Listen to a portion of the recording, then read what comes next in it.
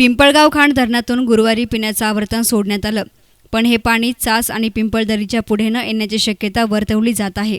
त्यातच मुळा नदीवरील घारगाव, नांदूर, खंदरमाळ परिसर, वांदरकडा, अकलापूर, आभाळवाडी, साकूर, केटीबेअर्स काही कोरडे पडले आहेत, तर काहींनी तळ गाठला आहे.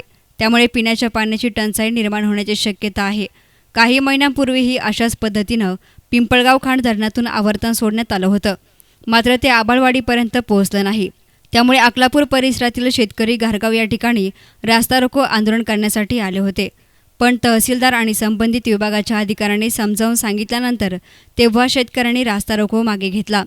सध्या कडक उन्हाळा असून दिवसेंदिवस तापमान वाढत आहे, त्यामुळे पाण्याची पातळी खालावली आहे.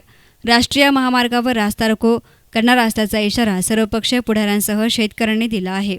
याप्रसंगी अकलापूरचे उपसरपंच संतोष देवकर, घारगावचे उपसरपंच संदीप आहेर आणि खंदारमाळा येथील वैशाली डोके यांनी आपल्या प्रतिक्रिया व्यक्त केल्या.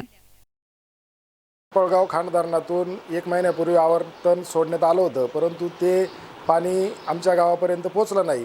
त्यामुळं आम्ही 1 महिन्यापूर्वी पुन्हा नाशिक हायवेवर आंदोलन करण्याचं ठरवलं होतं.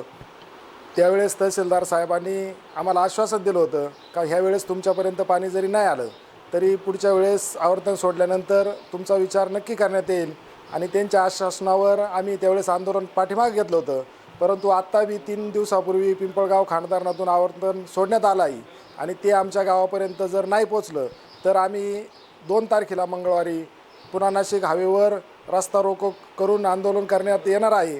तरी आमच्यापर्यंत पाणी पोचवावं अशी प्रशासनाकडून अपेक्षा करतो, आणि प्रशासनाने आमच्यापर्यंत पाणी पोचवावं अशी त्यांना विनंती करतो. अकोले तालुक्यातील पिंपळगाव खांड या धरणातून 2 दिवसापूर्वी पाण्याचे आवर्तन सोडण्यात आले आहे. मागील 1 महिन्यापूर्वी सुद्धा पाण्याचे आवर्तन सोडण्यात आले होते, परंतु तेही पाणी कोठे या गावापर्यंत आले, तिथून पुन्हा खाली आले नाही.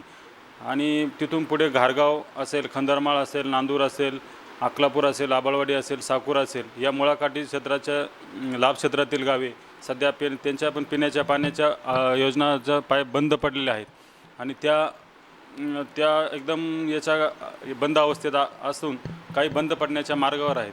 म्हणून या प्रशासनाने यात लक्ष घालून ज्या मुळाकाठचे जे लाभ क्षेत्र आहे त्यांचा, शेतकऱ्यांचा असेल, पिण्याच्या पाण्याचा प्रश्न असेल, तो त्यांनी प्रशासन लक्ष घालून सोडण्यात यावा अशी आम्ही विनंती करतो. नाहीतर येत्या 2 तारखेला मंगळवार 2 तारखेला आम्ही रस्ता रोको आंदोलन करणार आहोत, याची प्रशासनाने काळजी घ्यावी.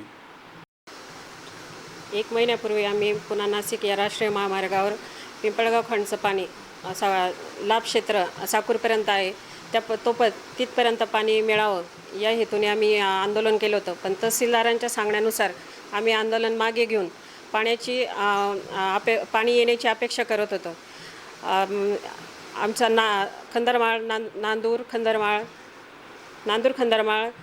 खंदरमाळवाडी, अकलापूर, घारगाव, आंबीखालसा या सर्व ग्रामपंचायतीच्या महिला सरपंच आहे, आणि पाण्याची भीषण परिस्थिती उपस्थित झाल्यामुळं आम्हाला त्या परिस्थितीला तोंड द्यावं लागते. 1 महिन्यापूर्वी आम्ही आमच्या गावाचं पाण्याचं नियोजन केलं होतं, परंतु आता पाणी संपल्यामुळं पिंपळगाव खांड धरणातनं आत्ता पाण्याचं रोटेशन सुटलेलं आहे, परंतु आमच्यापर्यंत न आल्यामुळं या सर्व गावांना पाण्याची भीषण टंचाई जाणवत आहे. आणि यातून मार्ग काढण्यासाठी तहसीलदारांच्या सांगण्यानुसार आम्ही आंदोलन स्थगित केलं होतं, परंतु पाणी जर आलं नाही तर आम्ही 2 तारखेला तीव्र स्वरूपाचं आंदोलन पुन्हा करणार आहोत. न्यूज रिपोर्टर नितीन शेळके, एस9 मीडिया, संगमनेर.